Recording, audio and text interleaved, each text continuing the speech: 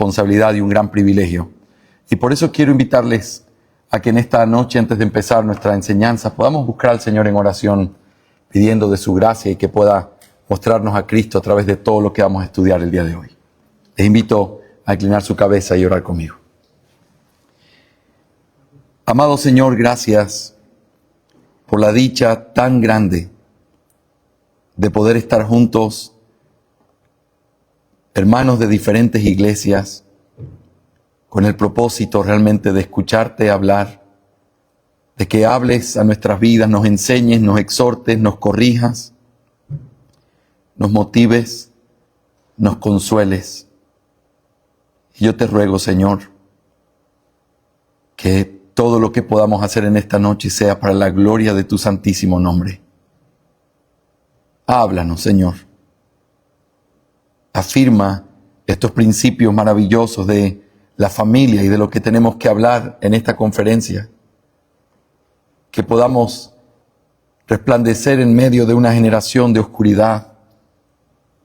Que podamos levantar en alto tu palabra de vida para poder darte la gloria a través de todo lo que hacemos.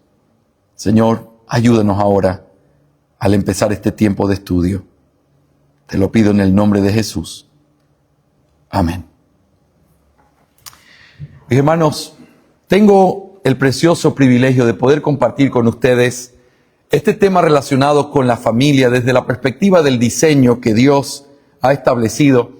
Y yo quisiera hacer eso a través de mostrarte algunas cosas importantes en esta noche. En esta primera conferencia quiero hablarte del propósito y la importancia que tiene la familia, pero también de la naturaleza misma de la familia, para poder entender cómo este diseño trae la gloria a Dios en todo lo que se hace. Así que quiero que me permitas empezar en esta noche considerando lo siguiente. Si yo tuviera que preguntar a todos los que estamos aquí, ¿qué significa la familia dentro de nuestra cultura evangélica? No te estoy hablando del mundo, no te estoy hablando de qué es lo que piensan los progresistas o personas en diferentes lugares del mundo.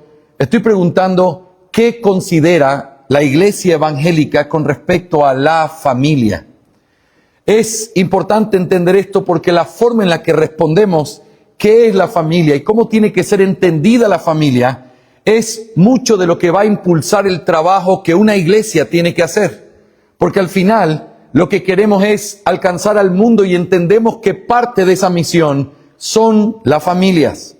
Nuestra cultura evangélica, la cual está impregnada profundamente del consumismo de la cultura del mundo, ha desarrollado también una cultura de consumo para la familia. La familia ya no es vista como una sola entidad que debe permanecer unida, sino como un grupo de personas distintas que tienen simplemente diferentes necesidades. Y por esa razón se trata de enfatizar: tenemos que ser una iglesia que ayude a cada una de las necesidades que tienen los grupos que conforman una iglesia. Y así hay iglesias para niños, iglesias para jóvenes, programas para adultos mayores, iglesias con adoración de diferentes estilos y formas musicales para poder alcanzar a diferentes culturas. La iglesia contemporánea hace todo lo necesario para que los miembros de la familia encuentren en ella algo que los identifique y que supla sus necesidades.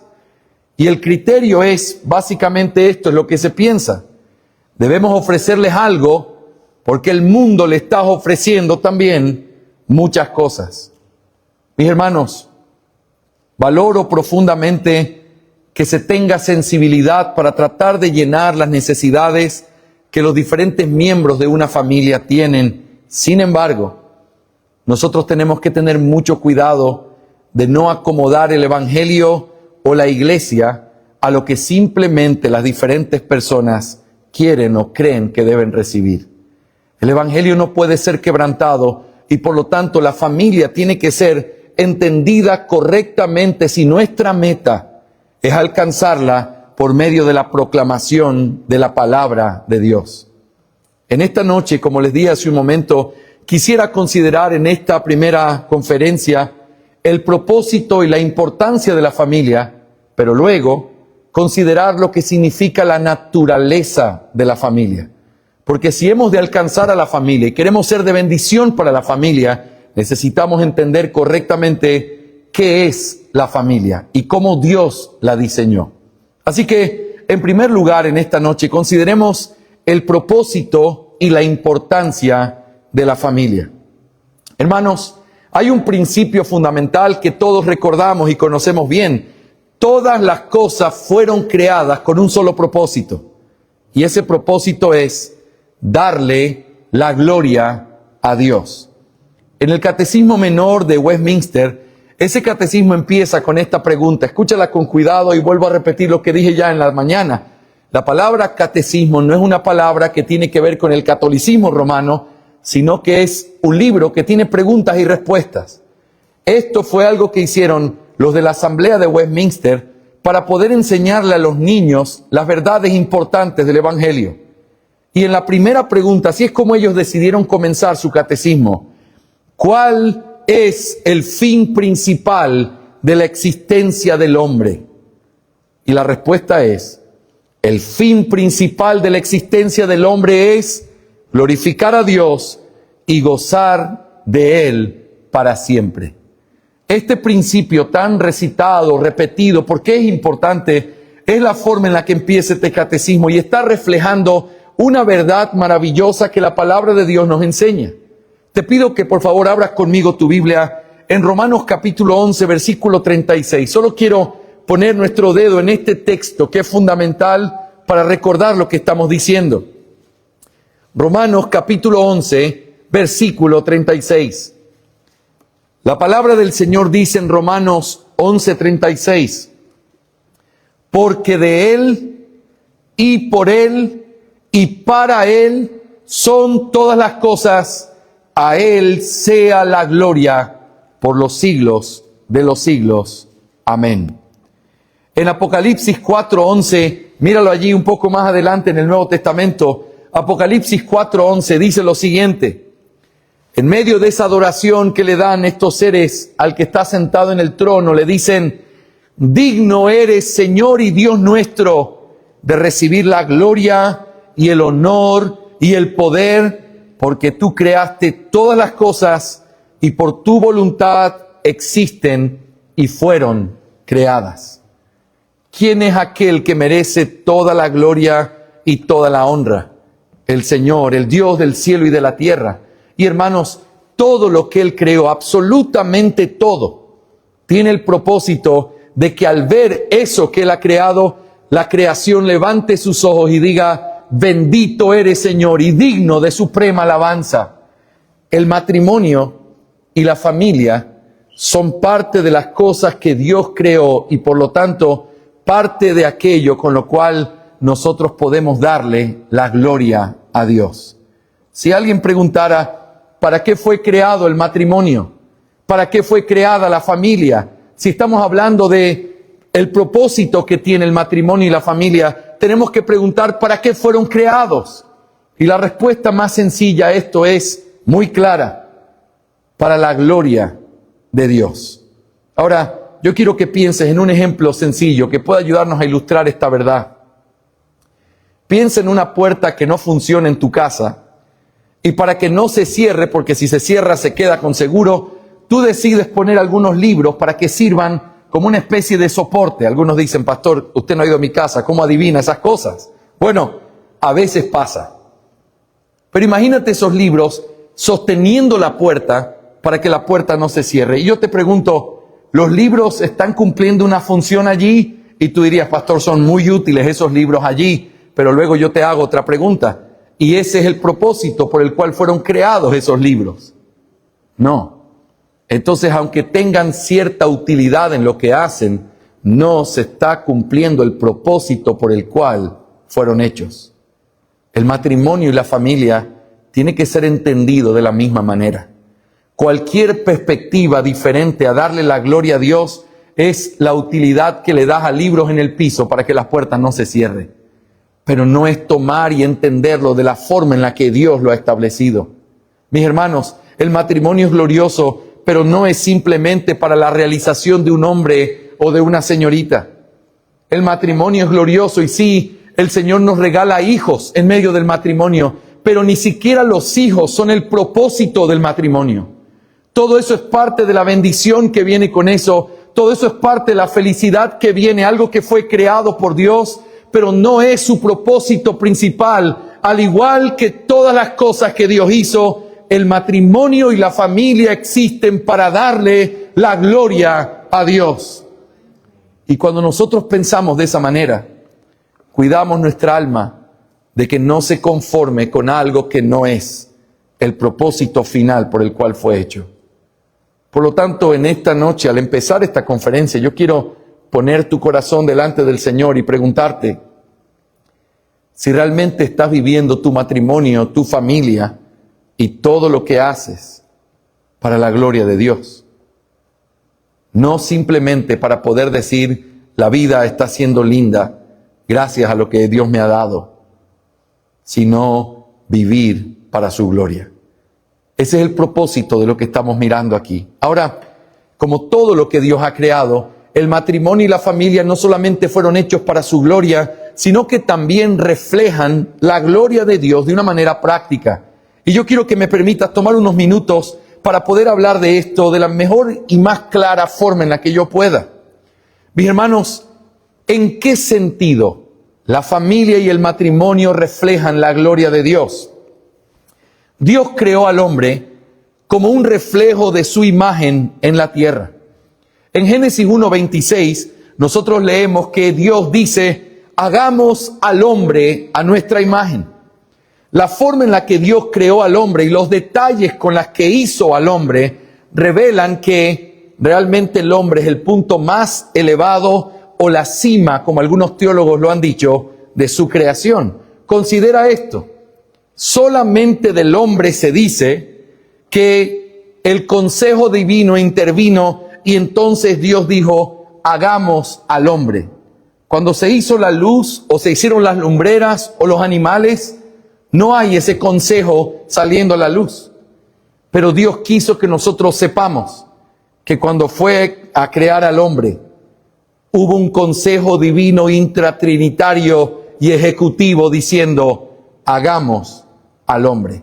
Esa expresión de Dios pone al hombre en una posición que ninguna otra criatura tiene. Pero también la repetición intencional de la palabra creó con respecto al hombre es el énfasis para que el hombre sepa, porque es el único que puede leer estas palabras, que recuerde quién lo creó y de dónde vino. Por eso en Génesis 1:27 dice, creó pues Dios al hombre a imagen suya, a imagen de Dios lo creó, varón y hembra los creó. ¿Por qué enfatizar tanto que fueron creación de Él? No solamente para que recuerden su origen, sino para que sepan que no son cualquier creación, sino el punto más alto de la creación de Dios.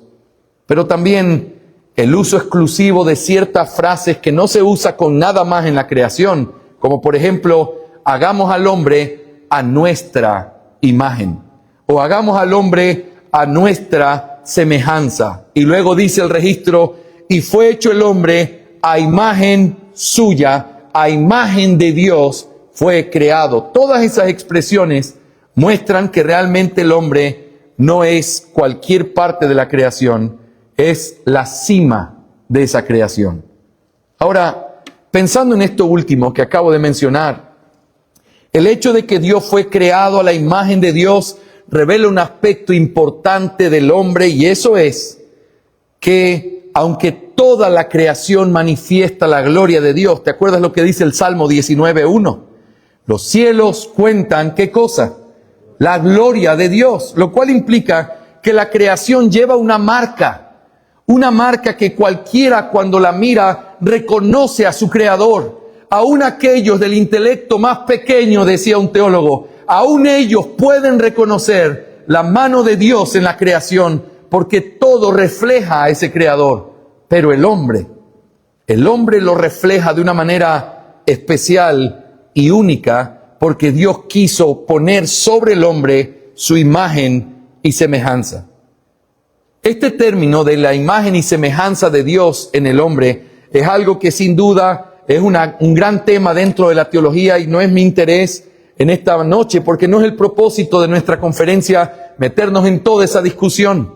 Sin embargo, es importante recordar que ser hecho a la imagen y semejanza de Dios implica que el hombre recibió facultades y responsabilidades que reflejan a Dios.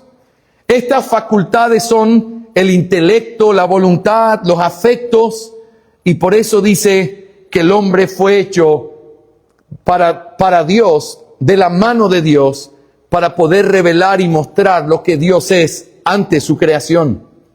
Algunos teólogos han usado como ilustración lo que se usaba antiguamente en los reinos.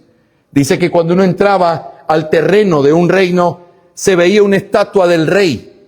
Una estatua quizás mostrando al rey como un guerrero victorioso. Y el propósito era que cuando alguien cruzara los límites y viera la estatua, supiera, hay rey en esta tierra.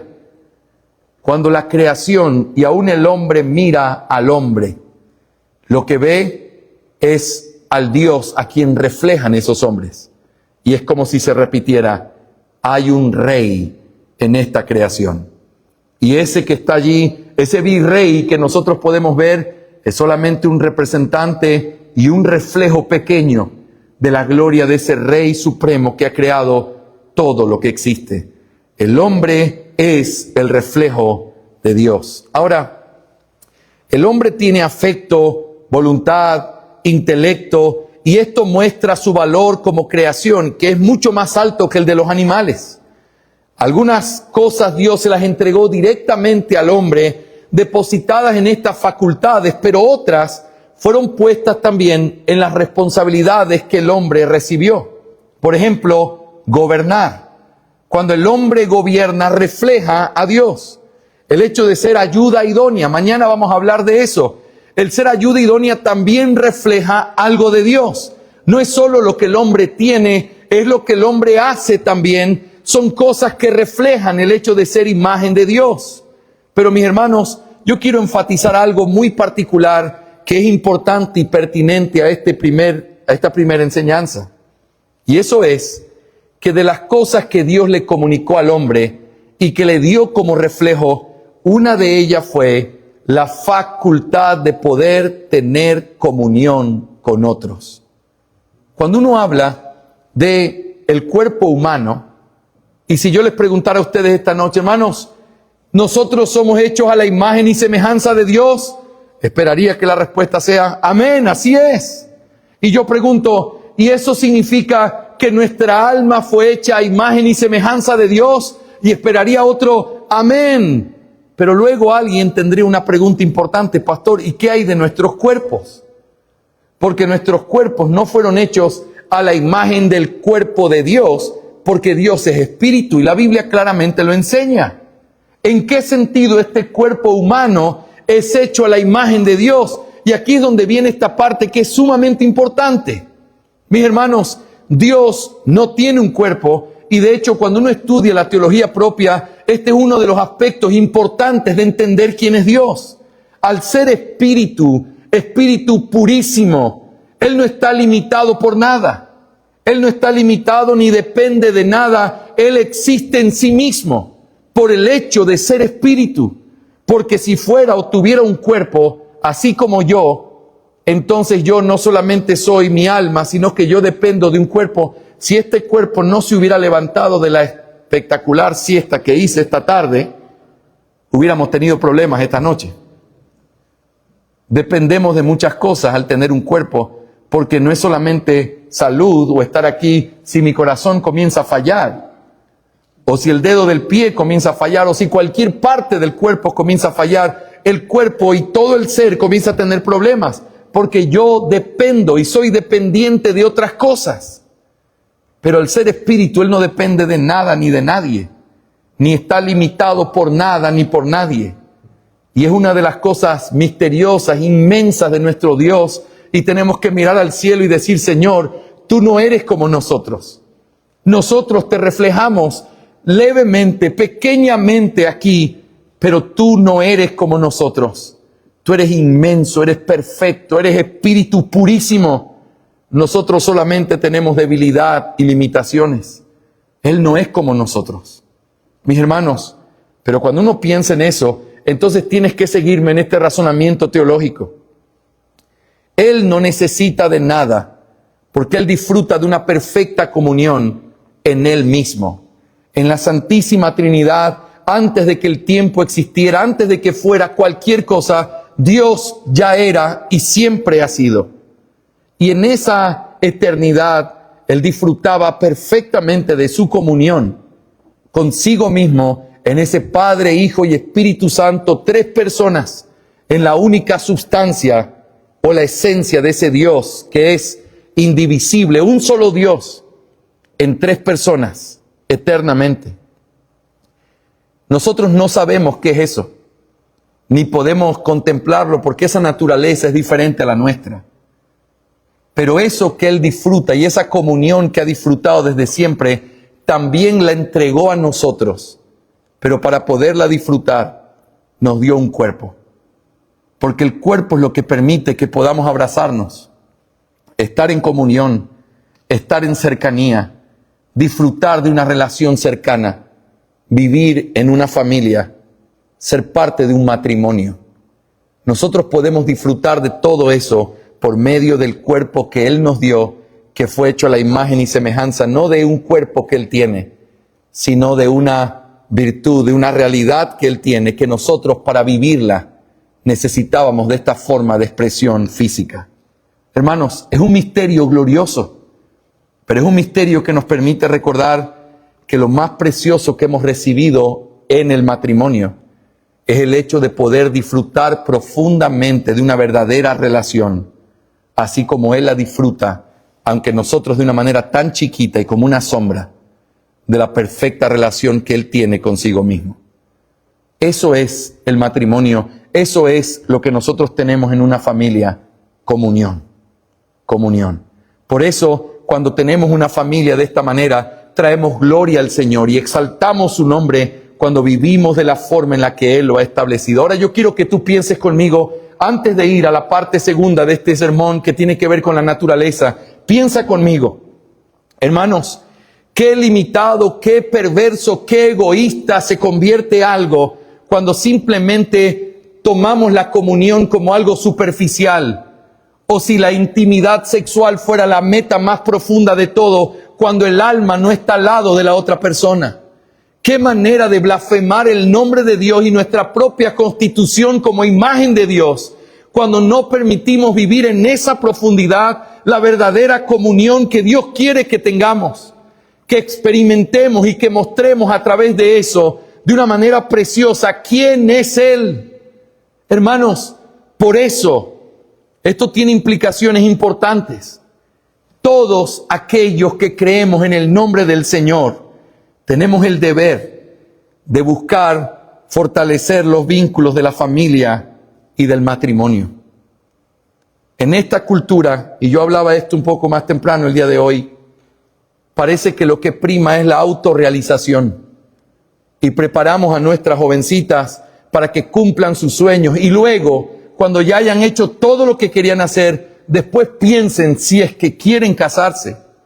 Y lo mismo pasa con un hombre. Cada día parece que se alarga más la adolescencia y ahora hay adolescentes de 40 años que todavía no han madurado, que todavía no están dispuestos a tomar responsabilidad por nadie.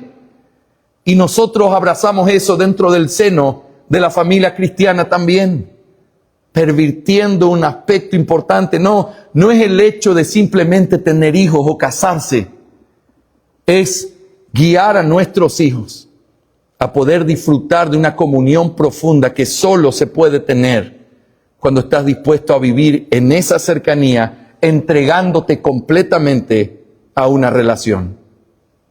Hermanos, por eso nosotros tenemos en tan alta estima el matrimonio.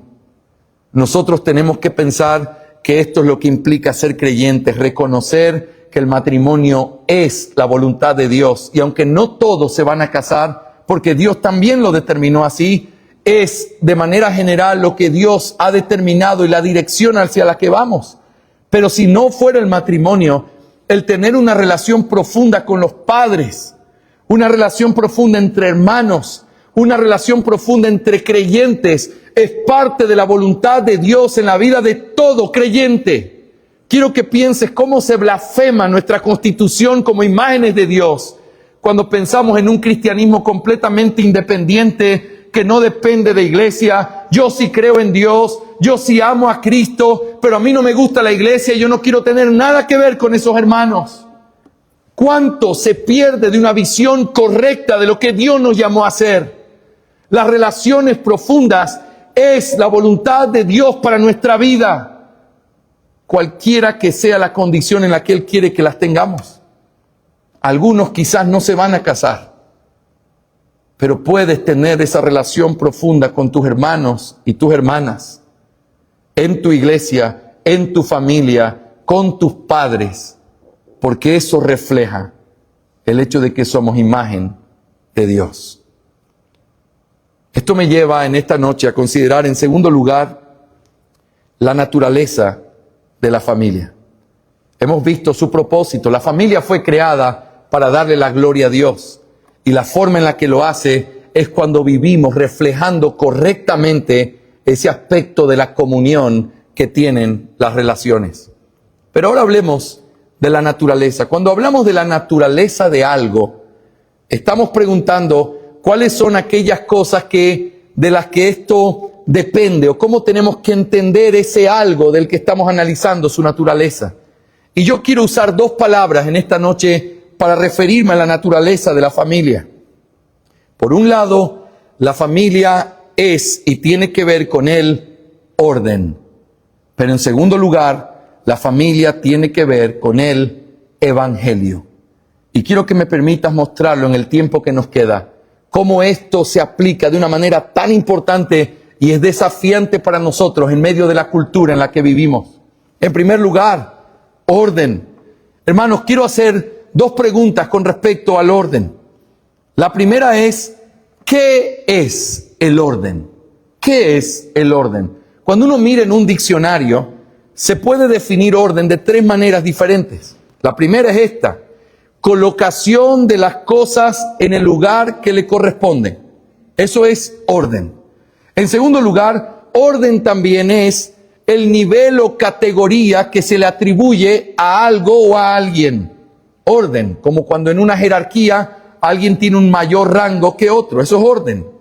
Pero en tercer lugar, es un mandato que debe obedecerse, observarse y ejecutarse. Eso también es una orden.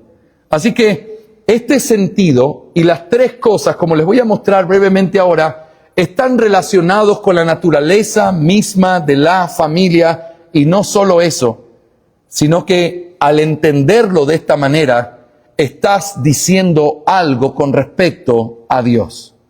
En primer lugar, una familia ordenada implica un reconocimiento de Dios como el soberano creador de todas las cosas. Piensa en esto.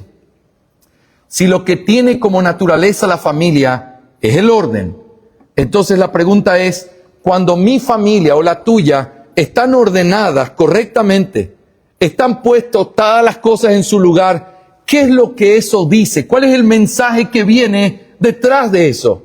La respuesta es que nosotros reconocemos a Dios como el soberano creador de todas las cosas. Lo contrario también es verdad. Una familia desordenada, ¿qué crees que explica o dice a las personas que la ven sin necesidad de palabras?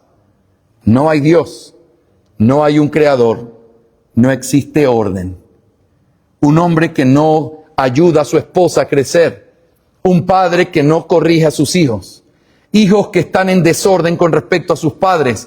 Lo único que se está dando es un mensaje bien claro: no existe un creador, porque nadie ha puesto los puntos ni el orden de cómo debe ser el mundo, y así es como vivimos. Pero cuando tú ves una familia donde el papá, la mamá y los hijos están en el lugar correcto, y hay un hombre tratando de esforzarse por mostrar eso a través de lo que hace, en la forma en la que se conduce, poniendo sus prioridades, está dando un mensaje importantísimo también. yo reconozco al Creador soberano que estableció la familia y puso el orden como Él quiso. Pero ¿qué más demuestra una familia ordenada? También una familia ordenada muestra un reconocimiento de Dios, no solamente como el soberano creador, sino también como el sabio diseñador de todas las cosas. Piensa en esto. Cuando nosotros reconocemos que hay un orden, no solamente decimos, Dios tiene la autoridad de poner orden, sino que por el otro lado decimos, y la forma en la que organizó todas las cosas es la mejor que se pudo haber organizado. Cuando un hombre toma el lugar que Dios le ha dado y honra a su esposa guiándola, amándola, protegiéndola, una esposa se somete a su marido y lo ama y lo sigue y lo respeta como cabeza suya. Cuando eso está pasando en una familia, lo que se transmite no es solamente que creen que hay un creador, que creen que ese creador es sabio. Porque dicen, mi idea no es mejor que la de nuestro Dios. Y aunque a veces yo pienso que puedo guiar y hacer esto y aquello, Él ha dicho que esta es la forma. Y cuando obedeces esa forma, lo estás reconociendo como un diseñador sabio de todo lo que tiene que ver con la familia. Nosotros vivimos en una blasfemia continua, en medio de una cultura que aborrece a nuestro Dios, en donde las mujeres no quieren parecer mujeres y donde los hombres no quieren parecer hombres y donde la meta es que el hombre sea más mujer y la mujer sea más hombre. Cuando tú ves al final del día, eso no es modernismo, eso no es amplitud de mente, esa es la blasfemia de decir que el sabio creador y diseñador de todo, después de todo no es tan sabio. Tu idea moderna es mejor que la de Él. ¿Por qué Dios dice tal cosa? Eso es anticuado. Yo y mi esposa hacemos tal cosa. En la crianza de los hijos no. Los hijos no tienen que someterse a los padres. Aquí hacemos una especie de consenso. Yo soy amigo. Aquí todos gobernamos entre todos. Porque no tenemos que tener esas tiranías que antes habían. Tú estás blasfemando el nombre de Dios. Porque estás diciendo que aquel que diseñó todo no es tan sabio. Tú eres más sabio que Él. Y aunque no te atrevas a decirlo con palabras, es exactamente lo que refleja tu familia. Cuando las cosas no están puestas en el lugar correcto, entonces simplemente yo estoy diciendo algo sin palabras. Yo no creo en ese soberano creador y yo no creo en que es sabio en la forma en cómo diseñó todas las cosas. Pero en tercer lugar, cuando una familia está ordenada, el mensaje que transmite es un reconocimiento de Dios como el supremo Señor de todas las cosas. Cuando alguien hace las cosas en el orden que Dios estableció, reconoces que Él tiene el derecho de mandar y nosotros de obedecer. Cuando alguien no vive conforme a ese orden, su problema no es con la cultura moderna. Su problema es con el que ha establecido cada cosa en su lugar. ¿No te gusta cómo lo repartió? Tu problema no es de sabiduría. Tu problema no es que eres muy listo. Tu problema es blasfemia. Tu problema es algo de lo que tienes que arrepentirte. Porque tu problema es con el creador y organizador de todas las cosas. Ahora, pero déjame decirlo de una manera positiva. Pero ¿qué pasa cuando aún que no eres el mejor predicador, ni el que puede levantar su voz en alto, ni el que está pregonando muchas cosas en las redes sociales? ¿Qué pasa cuando tú no eres ese, pero te esfuerzas cada día por ser el hombre que tienes que ser? Te levantas y le pides al Señor que bendiga a tu familia y te esfuerzas por guiarles por el camino correcto y te arrepientes de tus pecados. ¿Qué es lo que estás diciendo? Estás cantando una preciosa melodía a tu Rey todos los días diciendo, yo creo, yo sé lo que tú has hecho y te honro y te obedezco porque tú eres Señor y yo no lo soy. Tú eres sabio y a mí me falta toda la sabiduría. tú eres Dios y yo soy tu siervo. Nuestras familias proclaman lo que nosotros creemos de Dios, porque orden es parte de la naturaleza de la familia. Ahora, esa es la primera pregunta. ¿Qué es orden? Pero luego tengo que preguntar en segundo lugar, ¿cuál es el orden? Y mañana vamos a profundizar mucho más. Ahora solo quiero dejarlo mencionado. Pero, ¿cuál es el orden, hermanos? Hay un orden claramente establecido. Dios puso al hombre como cabeza en una familia. Y ser cabeza no significa alguien que simplemente se le da autoridad para hacer daño. Eso no es lo que significa. Ser cabeza es ponerlo como sustentador, literalmente como salvador de su familia. Salvador con S minúscula, porque el único salvador de la familia es Cristo Jesús. Pero salvador en el sentido de aquel que se entrega, se sacrifica, hace todo para que su familia pueda caminar de la manera en la que el Señor lo estableció. Él tiene la responsabilidad como cabeza de administrar, organizar, dirigir todos los asuntos en el hogar. El hombre es siempre el responsable final de todas las cosas. Y las responsabilidades que Dios le ha dado a la familia, es Él quien las asume como responsable. Aunque el pecado ha distorsionado la figura del hombre, debemos entender que el hombre es el Señor de su hogar, lo cual significa el responsable final delante de Dios en su casa. Aquel que tiene que hacer todo y sacrificarse en todos los sentidos para que su familia pueda ser feliz y honrar al Señor por medio de eso. Las cosas en un hogar descansan en el hombre. Pero qué bendición es saber que Dios le dio una ayuda idónea en donde encuentra la sabiduría que necesita. Mis hermanos amados, esto no es patriarcado. Esto no es literatura antigua. Esto no es una forma arcaica. Esto simplemente determina si crees o no que hay un creador sabio que tiene el derecho supremo de determinar las cosas como Él cree que es mejor. Es como en la iglesia. A veces hay muchos conflictos con hombres diciendo, es que yo no estoy de acuerdo con ustedes que no creen que las hermanas puedan ser pastoras. Y siempre repito lo mismo. No es un tema de capacidad. He sido bendecido al escuchar hermanas hablar.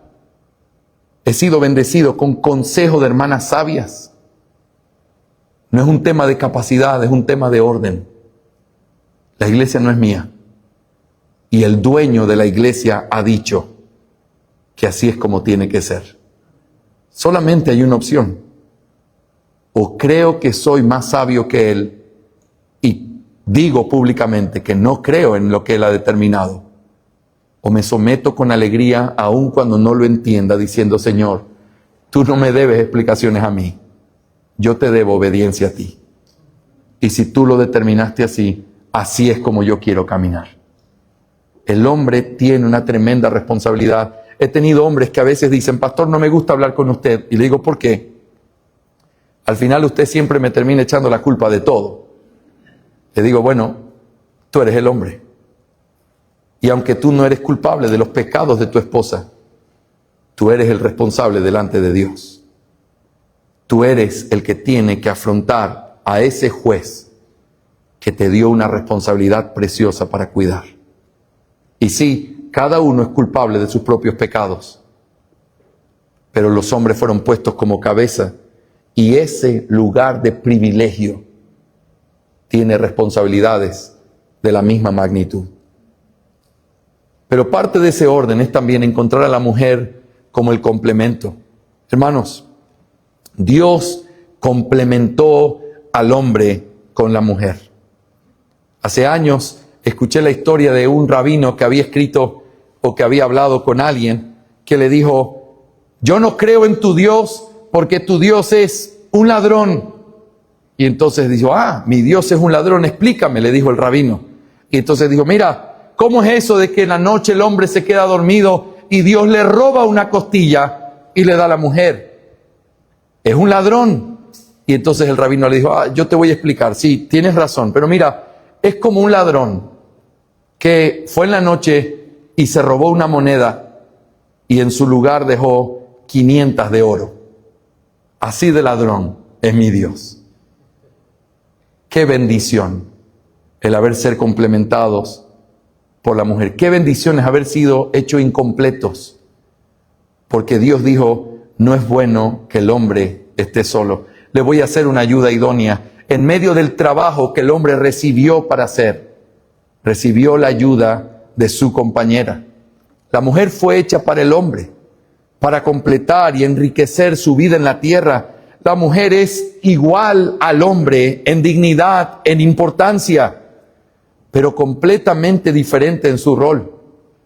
No tienen roles intercambiables, tienen roles únicos que Dios les dio y que al unirlos se complementa de una manera preciosa.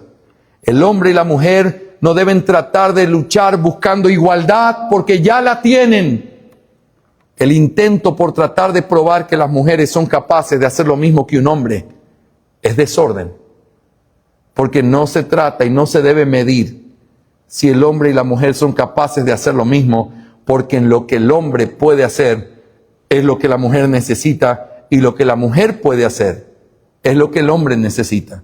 Y el ejemplo más precioso y práctico y claro que hasta un niño lo puede entender es que la propagación de los hombres en la tierra solamente se puede hacer cuando un hombre y una mujer ponen cada uno lo que Dios les dio para que Dios pueda así propagar la creación del hombre. Es imposible que un hombre tenga bebés solo él o que una mujer tenga bebés solo ella. Lo que se necesita es un hombre y una mujer para complementar y hacer algo que es el resultado de lo que los dos hacen en las manos de Dios. La mujer es única y es la única que puede complementar el corazón de un hombre. Por eso la mujer no debe ser menospreciada. Y tú recuerdas esa frase muy conocida del comentarista Matthew Henry. La mujer no fue sacada de un hueso de la cabeza para liderar sobre el hombre, ni fue sacada de un hueso del pie para ser pisoteada por el hombre. Fue sacada de un hueso de su costilla, porque está cerquita de su corazón, para ser protegida, amada, para ser de la parte más entrañable que un hombre tiene. Hermanos, cuando uno aprende a vivir en esta vida mirando el regalo que es el matrimonio, uno solamente le puede dar gracias a Dios por ser tan diferentes. No siempre es fácil, pero es lo que necesitamos. No siempre es fácil, pero es el regalo más grande que un hombre puede disfrutar en la tierra, es tener una compañera que lo complementa. Por eso tenemos que ayudar a nuestros jóvenes a que se casen bien y a nuestras señoritas a buscar hombres que realmente puedan liderarlas.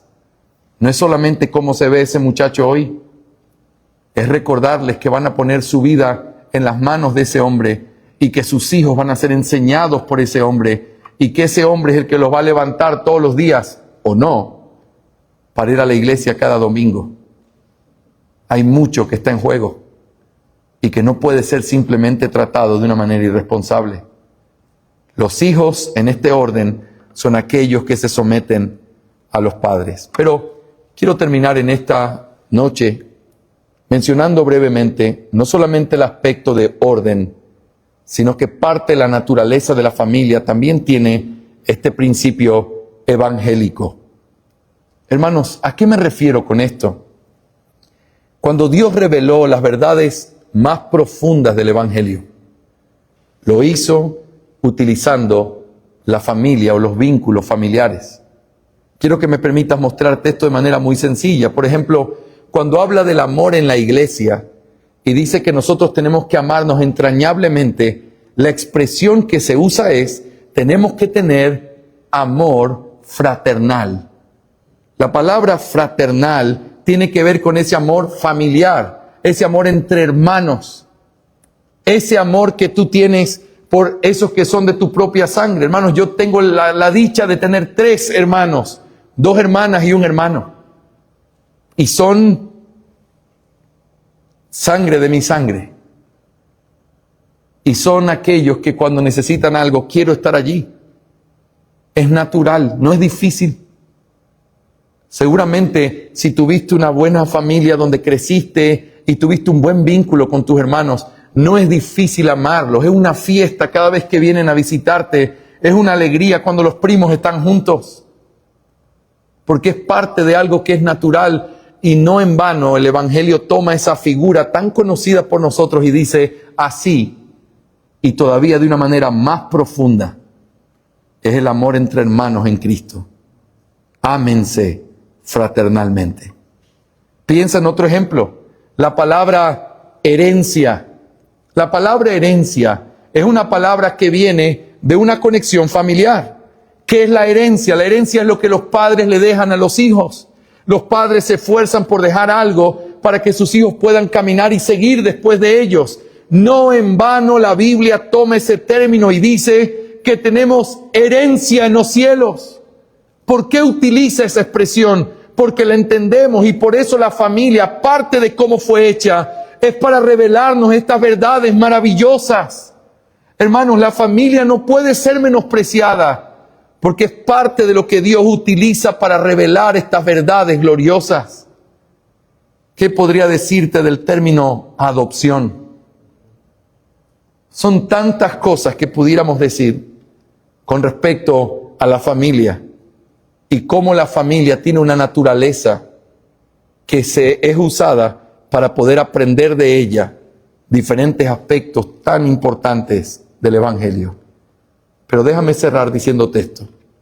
Pero no solamente los términos, sino lo que pasa dentro de una familia revela también el Evangelio. El amor sacrificial y verdadero. Ese amor del Padre por sus hijos. Es una figura que continuamente el Señor revela y nos recuerda en su palabra. Se mueve mi corazón profundamente cuando leo que Dios se compadece de nosotros como un padre se compadece de sus hijos. Hermanos, yo soy padre. Yo entiendo lo que esa frase significa. Lo que no entiendo es cómo Dios nos puede amar así. Y lo que tampoco entiendo es que si yo, siendo imperfecto y malo, soy capaz de hacer lo que sea por esos 3 pequeñitos que están sentados allí, lo que sea. No me importaría arriesgar mi vida como cualquiera de ustedes por sus hijos. Si yo, siendo malo, soy capaz de amar así, no puedo imaginarme el amor del único que es verdaderamente bueno, usando esa ilustración para que nosotros entendamos así, yo me compadezco de ustedes. ¿Cuál es el deber que yo tengo como padre delante de mis hijos? Yo quiero que ellos sepan que yo me compadezco de ellos, para que cuando lean ese texto sea tan fácil entender el Evangelio. Yo he visto esta figura, la he visto en mi papá.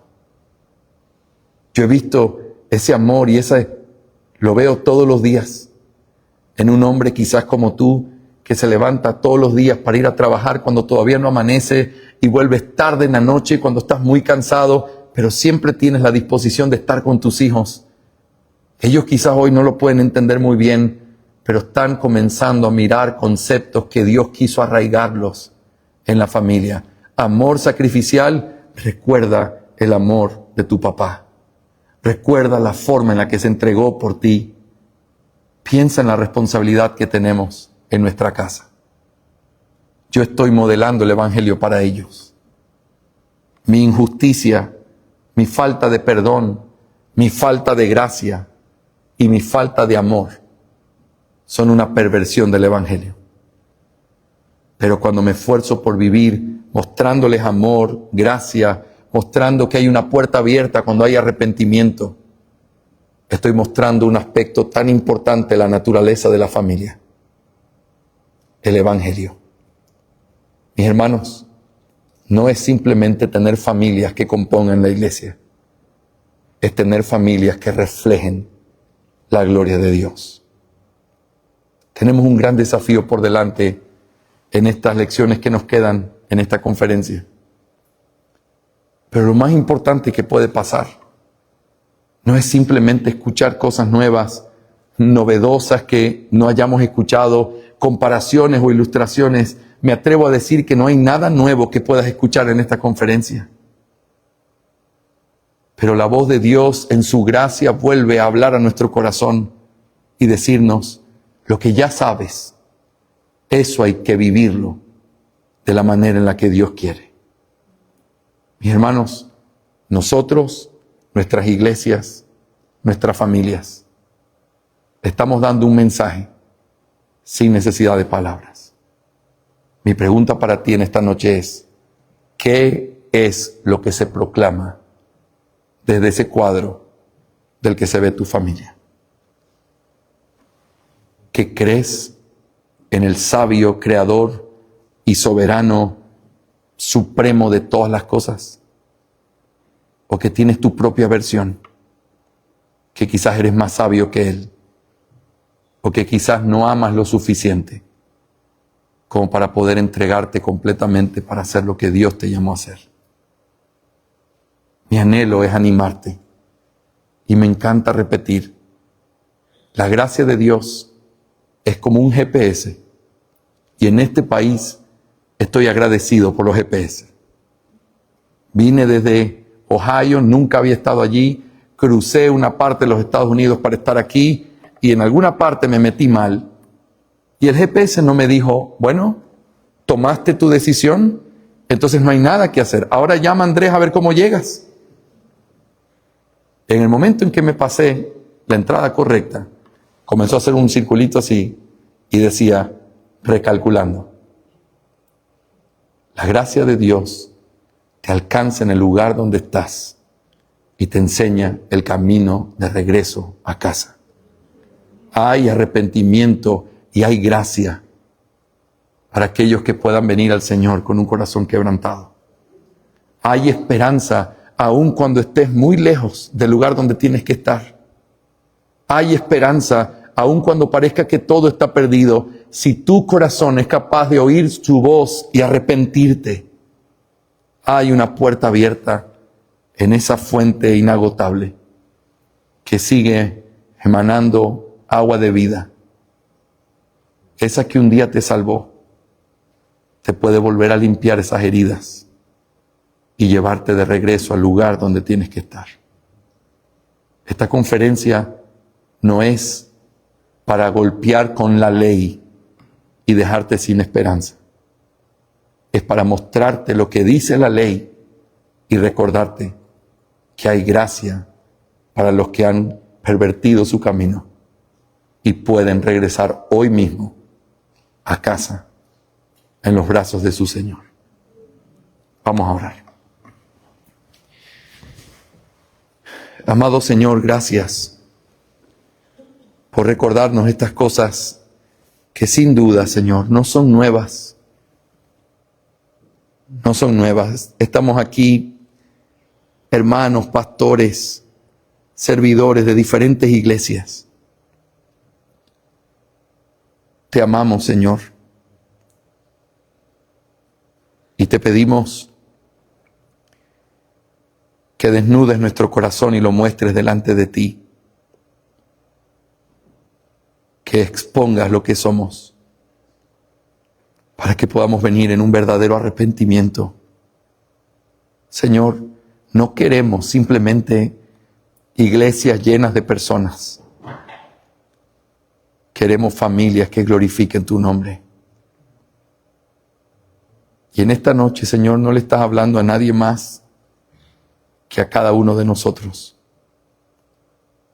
a nuestra alma, a las cosas que tenemos que cambiar por amor a tu santísimo nombre. Gracias por la familia.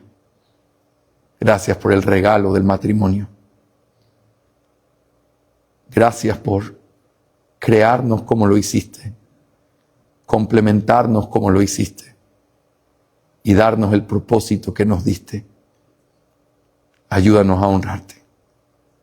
Señor, y si hay personas que están esta noche aquí que no te conocen, que puedan venir en verdadero arrepentimiento y fe, sabiendo que para ellos también hay gracia necesaria, suficiente, como un manantial que está todo el tiempo sacando esta agua de vida para que pueda venir a tomar cualquiera que tenga sed.